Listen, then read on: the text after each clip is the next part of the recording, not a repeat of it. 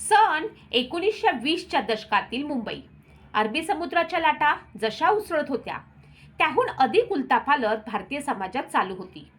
मुंबई हायकोर्टाची इमारत आपल्या भव्यतेसाठी ओळखली जायची. काळे कोट घातलेल्या वकिलांच्या गर्दीत दररोज शेकडे खटले लढले जात. पण न्याय बहुतेक वेळा त्यालाच मिळत असे ज्याच्या खिशात पैसा आणि समाजात मोठा प्रभाव असे. त्या काळात दलित आणि मागासवर्गीयांसाठी न्यायालयाच्या पायऱ्या चढणं म्हणजे डोंगर फोडण्यासारखं कठीण होतं. पण याच गर्दीत एक असा वकील होता जो आपल्या विद्वत्तेसाठी, तर्कशक्तीसाठी आणि डोळ्यात पेटलेल्या क्रांतीच्या ज्वाळेसाठी ओळखला जाऊ लागला होता. त्यांचे नाव होते डॉक्टर भीमराव आंबेडकर. लंडनहून बॅरिस्टरची पदवी घेऊन परत आलेल्या बाबासाहेबांना हवे तर सरकारी नोकरी करून आरामाचे जीवन जगता आले असते.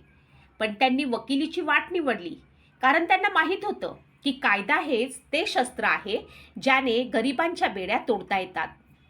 कथेची सुरुवात होते कोल्हापूर जिल्ह्यातील एका छोट्या गावातून. तेथे म्हादू नावाचा एक गरीब दलित मजूर राहत होता. म्हादू दिवसरात्र गावातील जमीनदार बळवंतराव पाटील यांच्या शेतामध्ये काम करत असे. बळवंतराव खूप क्रूर आणि अहंकारी होता. त्याला आपल्या संपत्तीचा आणि जातीचा प्रचंड गर्व होता. एके वर्षी दुष्काळ पडला. महादूच्या घरात अन्न नव्हतं. त्याची पत्नी आजारी होती. त्याने जमीनदाराकडे मागील 6 महिन्यांची थकीत मजुरी मागितली. साहेब, माझी बायको मरेल, कृपया माझी मजुरी द्या, महादू विनंती करत म्हणाला. बळवंतराव हसला आणि त्याला लाथ मारत म्हणाला, तुझ्यासारख्या नीचाला मजुरी हवी? माझ्या शेतात काम केलंस तेच तुझं भाग्य आहे, निघ इथून. महादूने विरोध केला आणि पोलिसांकडे जाण्याची धमकी दिली. त्यामुळे जमीनदाराचा अहंकार भडकला. त्याने रात्री तिजोरीतील काही दागिने गायब करून पोलिसांमध्ये महादू विरुद्ध तक्रार केली. पोलीसही त्याच्या बाजूने होते. महादूला अटक झाली. त्याच्यावरती चोरी आणि जमीनदारावरती हल्ला केल्याचा खोटा गुन्हा लावण्यात आला. महादू गरीब आणि अशिक्षित आणि दलित असल्यामुळे गावातील कोणताच वकील त्याचा खटला लढायला तयार नव्हता. शेवटी त्याची पत्नी आणि वडील मुंबईला आले. त्यांना कळलं होतं की तिथे एक असा वकील आहे जो गरिबांचा तारणहार आहे. ते परळमधील त्या छोट्या कार्यालयात पोहोचले जिथे बाबासाहेब पुस्तकांच्या ढिगाऱ्यात बसून काम करत होते. महादूची पत्नी त्यांच्या पायाशी पडली. बाबा, माझ्या नवऱ्याला वाचवा. बाबासाहेबांनी तिला उठवलं आणि म्हणाले, रडून न्याय मिळत नाही, लढून मिळतो. सगळं नीट सांगा. संपूर्ण गोष्ट ऐकून त्यांनी गंभीरपणे सांगितले, मी ही केस लढेन. फीची चिंता करू नका. माझी फी मला त्या दिवशी मिळेल जेव्हा महादू निर्दोष म्हणून सुटेल. खटल्याचा दिवस आला. कोर्ट भरलं होतं. जमीनदाराने नामांकित वकील ठेवला होता. जेव्हा बाबासाहेब कोर्टात आले तेव्हा वातावरण बदललं. काही वकील त्यांची थट्टा करत होते, पण बाबासाहेब मात्र शांत होते.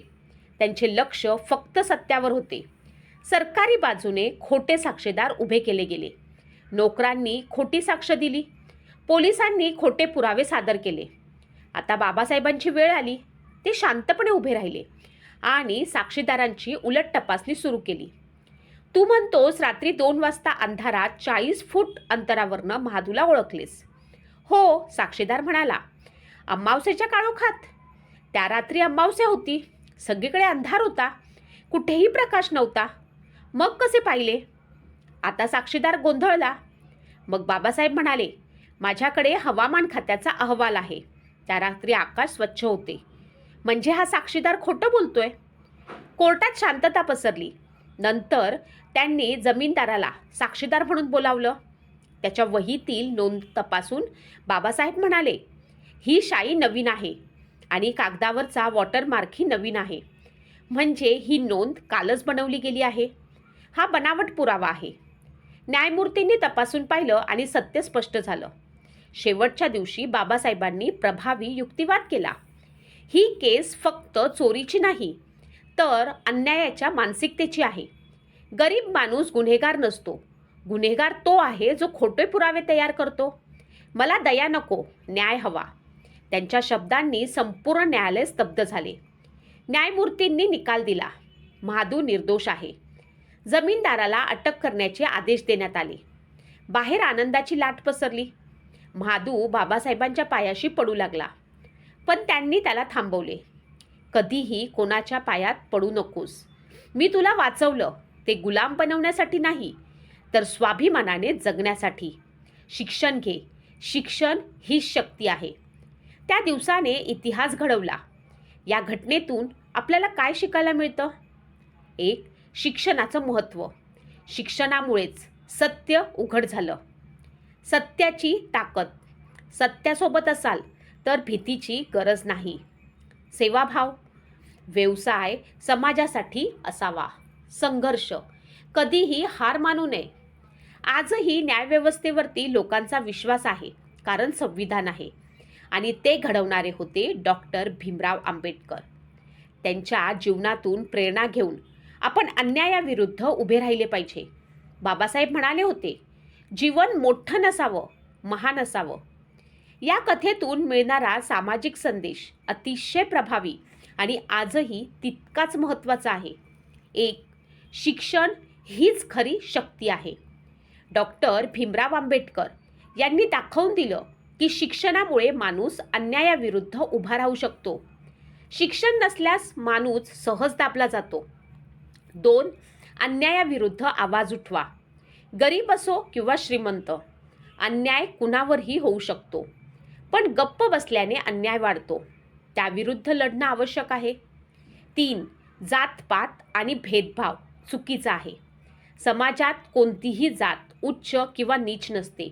प्रत्येक माणूस समान आहे. भेदभाव समाजाला कमकुवत बनवतो. 4. कायदा सर्वांसाठी समान आहे. कायदा हा श्रीमंत किंवा शक्तिशाली लोकांसाठीच नाही, तो प्रत्येक नागरिकाच्या हक्काचं रक्षण करण्यासाठी आहे. 5. स्वाभिमानाने जगा. कोणाच्याही पायाशी पडू नका. स्वतःचा सन्मान ठेवा आणि आत्मविश्वासाने जीवन जगा. 6. इतरांना मदत करा. आपण जे शिकतो, जे मिळवतो ते फक्त स्वतःसाठी नाही, तर समाजातील दुर्बल घटकांसाठी वापरणं ही खरी सेवा आहे. 7. संघर्षाशिवाय बदल शक्य नाही. परिस्थिती कितीही कठीण असली तरी प्रयत्न सोडू नयेत. संघर्षातून परिवर्तन घडतं. थोडक्यात, शिक्षण, स्वाभिमान आणि धैर्य यांच्या जोरावरती कोणताही माणूस अन्यायावरती विजय मिळवू शकतो. 1. शिक्षण हे वाघिणीचं दूध आहे. जो ते पिणार तो गर्जना करणारच. या कथेत महादूला न्याय मिळाला तो बाबासाहेबांच्या शिक्षणामुळेच. 2. मनुष्य महान त्याच्या जन्मामुळे नाही, तर त्याच्या कर्मामुळे होतो. जात पात नाही, तर सत्य आहे, कर्म महत्त्वाचं आहे. जीवन मोठं नसावं, महान असावं. बाबासाहेबांनी स्वतःच्या आयुष्यानं हे सिद्ध केलं. 4. स्वतंत्र विचार करा, संघटित व्हा आणि संघर्ष करा. अन्यायाविरुद्ध लढण्यासाठी ह्या 3 गोष्टी अत्यावश्यक आहेत. 5. जोपर्यंत तुम्ही शिक्षित होत नाही तोपर्यंत तुम्ही मुक्त होऊ शकत नाही. शिक्षण हेच गुलामीतून बाहेर पडण्याचं खरं साधन आहे, हे बाबासाहेबांनी आपल्याला सांगितलेलं आहे. एक छोटीशी प्रेरणादायी कविता इथे सादर करत आहे. अंधारातही एक दिवा पेटतो, अन्यायावर सत्य नेहमी जिंकतो. गरीब असो वा श्रीमंत कुणी, कायद्यासमोर समान आहेत सगळेच जणी. जिथे भीती तिथे गुलामी वाढते, जिथे शिक्षण तिथेच स्वातंत्र्य फुलते. उठा, उठा, जागे व्हा, स्वतःला ओळखा. तुमच्या हक्कासाठी लढा आणि आपला आवाज बुलंद करा. पायातल्या बेड्या स्वतःच तोडा. ज्ञानाच्या प्रकाशाने जीवन घडवा. बाबासाहेबांचा संदेश हाच, स्वाभिमानाने जगा, हा जीवनाचा साज. अशाच प्रेरणादायी कथा ऐकण्यासाठी माझीच मी ह्या आपल्या चॅनलला लाईक, सबस्क्राईब आणि शेअर नक्की करा, कारण तुमच्यामुळेच आम्हाला प्रेरणा मिळत असते. खूप खूप धन्यवाद. जय भीम.